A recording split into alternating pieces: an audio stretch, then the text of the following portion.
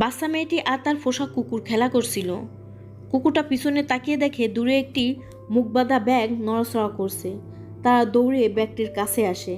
বাচ্চা মেয়েটি ব্যাগটার মুখটা খুলে দেখে তার ভিতরে ছোট একটি বিড়াল ছানা। সে খাওয়ার জন্য মিউ মিউ করে ডাকছে। বাচ্চা মেয়েটি কুকুরটাকে বলল সে দৌড়ে গিয়ে যেন বাসায় গিয়ে খাবার আনে। কুকুরটা দৌড়ে বাসায় চলে গেল। সে ড্রয়ারটা খুলে কিছু টাকা মুখে নিয়ে আবার দৌড় দিল। দৌড়ে সে দোকানে গিয়ে দোকানদারকে বলল কিছু খাবার দিতে। দোকানদার বলল সে কোন খাবার নেবে।